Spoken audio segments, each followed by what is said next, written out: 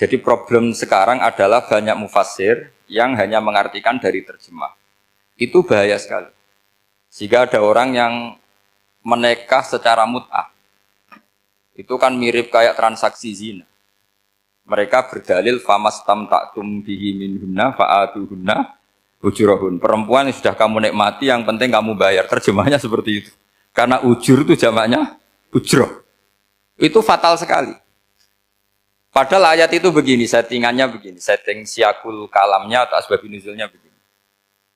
Ini sekaligus, memang saya sengaja ngaji dengan tema yang berat, bentuk penghormatan pada yang ngaji. Kalau temanya ringan kan kayak TPQ. Jadi ini supaya gue keren-kerenan, ini ada doktor, Pak Oni pernah dekan Fakultas Hukum. Jadi kalau saya nanti salah tinggal ditangkap saja, gampang kan? Tapi nangkap saya berurusan dengan Tuhan. Jadi kalau orang dekat Allah itu yang tanggung jawab itu Allah. Jadi dia bisa menang di kepolisian tapi kalah di hukum Tuhan. Jadi, kalau berhadapan-hadapan dengan saya. Begini asbabun nuzulnya begini. Wal muhsanatu minan nisa yang awal juz 5 itu ya kita santai aja. Yang awal juz 5 itu sebetulnya maktuf diatafkan pada ayat hurrimat alaikum ummahatukum wa banatukum wa akhwatukum wa ammatukum wa kholatukum wa banatul akhi wa banatul ukhti. Jadi perempuan yang haram dinikah itu ada 7. Yang faktor nasab yaitu siapa? Ibu, putri, saudara putri, bulik dari bapak, amah itu bulik dari bapak, kholah itu bulik dari ibu, keponakan dari saudara lelaki, keponakan dari saudara perempuan. Ini disebut haram karena nasab gen. Kalau orang Jawa bilang hanya 4 karena ngitungnya bulik baik dari bapak maupun ibu. Kalau orang Jawa bilang kan bulik terus keponakan dihitung 1. Padahal ada keponakan dari saudara lelaki, ada keponakan dari saudara apa? Perempuan. Wa banatul akhi wa banatul ukhti. Terus kedua, haram karena rodok. Kita tahu dalam hukum Islam, rodok adalah sama dengan nasab.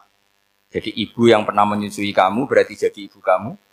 Dan saudara sepenyusuan berarti menjadi saudara kamu. Ini disebut wa ummahatukumul lati arda'nakum wa akhwatukum minar rodok. Terus ketiga, haram karena musoharoh, karena besanan.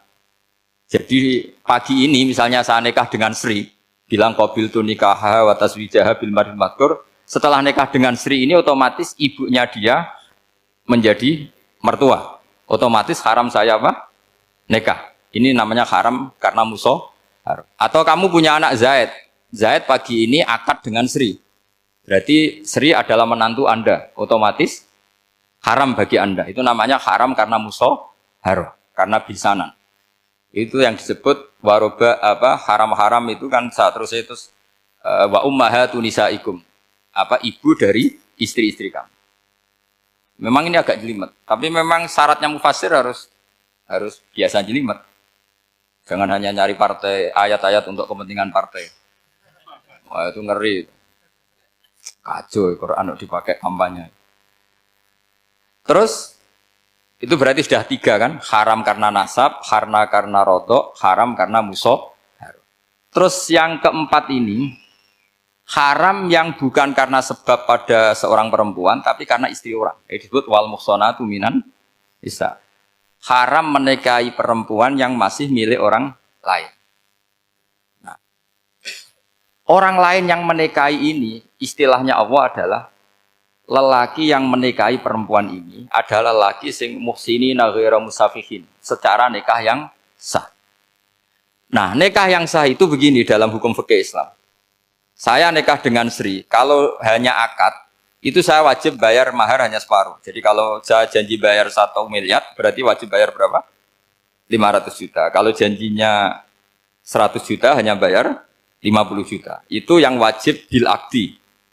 Nanti wajib sepenuhnya nunggu bil jima. Kalau sudah hubungan intim, baru wajib 100%. Jadi kalau ada di Jawa, nikah dengan seperangkat alat sholat, itu yang atasannya tok, itu wajib karena akad. Nanti bawahnya nunggu setelah hubungan apa? Intim. Nah, ini hukum Quran, bukan hukum saya. Makanya kan wa in talaqtumuhunna min qabli an tamassuhunna, saat terus fanis suma faradtum. Hanya wajib bayar setengah. Nah, Nah perempuan yang sudah diajak hubungan intim itu kata Allah fa'atuhunna ujurahun, maka wajib kamu bayar Jadi ayat itu tentang perempuan yang sudah dinikah, kita harus bayar berapa? Harus bayar penuh. Ini penting saya utarakan. Nah, problem kita sebagai orang Indonesia, ini juga problem Pak On, problem semua kiai. Mahar di Indonesia itu nggak bisa dibahas di Quran. Karena keterlaluan, kecilnya itu keterlaluan. Saya ini kan kiai, sering ngakatkan tuh sampai bosen, seperangkat alat sholat. Itu ngawur sekali, ini mbak-mbak harus nggak mau gitu. Saya provokasi minimal itu ya berapa? 100 juta berapa? Pantasnya berapa? Pantasnya berapa? 10 gram itu berapa nilainya? Kan 1 gram 500.000, baru 5. Ya sudah mendingan itu 10 gram. Quran itu bayangannya gini, sambil latihan, yang hafal-hafal biar latihan. Jangan dapat beasiswa karena hafal tapi nggak jelas juntrungannya. Quran tuh bayangannya gini, ini nggak mungkin Quran ini bisa dibaca di Jawa. Wa in aradtum istibdala zaujim makana zauji wa ataitum ihdahunna qintaran fala ta'khudhu minhu syai'a. Jika kamu nikah sama seorang perempuan, kemudian kamu cerai, maka mahar yang sudah kamu berikan jangan ambil lagi. Karena mahar di Arab itu mahal, 100 juta, kadang mobil Alphard, kadang GMC. Sehingga setelah menceraikan tuh kebayang narik. Kok enak, dulu saya memberikan itu kan karena dapat servisnya, sekarang sudah saya cerai, saya tarik. Kalau mahar di Indonesia kan seperangkat alat sholat. Jadi gak kebayang ada kalimat fala ta'khudhu minhu syai'a, jangan ambil lagi. Kebayang ngambil aja enggak? Apalagi kalau nikahnya sudah 2 tahun kan sudah lusuh, sudah. Tapi kalau di Arab itu kebayang karena mahal. Makanya orang Arab suka nikah orang Indonesia karena murah. Jadi bahasa kintoron itu harta yang enggak ternilai. Wa ataitum ihdahunna kintoron. Yang enggak ternilai, mahal betul. Itu pernah saya hitung, ada yang mahar itu 400 juta, ya sekira segitu. Nah makanya setelah dicerai, Allah memperingatkan setelah kamu kasihkan, ya jangan minta lagi. Kenapa kepikiran minta? Karena jumlahnya besar.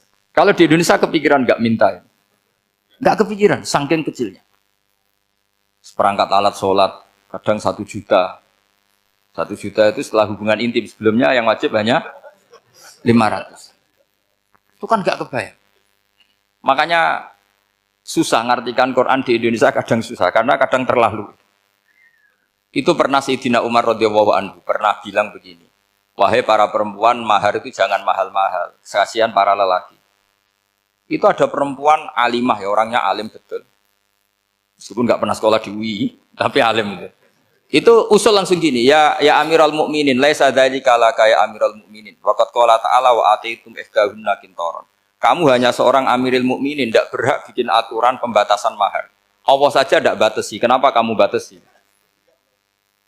Sehingga dulu yang namanya nikahnya Sulaiman Agung atau Jamaluddin siapa Ratu Agung, kalau hadiah ya sampai tas mahal itu kan dari bahasa Arab mumtaz mahal, mumtaz itu istimewa, mahal itu dia punya istri yang sangat dicintai, dikasih hadiah mumtaz mahal. Terus ilat Jawa jadi apa? Tas mahal. Itu sama Mujid Ulil Albab kalah. Itu kalau cerai kan kepikiran minta lagi. Dikasihkan yang baru maksudnya. Tapi kalau di Indonesia tidak mungkin karena apa tadi? Seperangkat alat sholat. Begitu nyari yang murah lagi. Yang bagus kitanya, bungkusnya yang bagus. Nah, maka nggak mungkin kita maknani Quran tanpa mengenal yang bernama asbabin. Karena makna ayat itu bisa kacau kalau kita tidak tahu asbabin.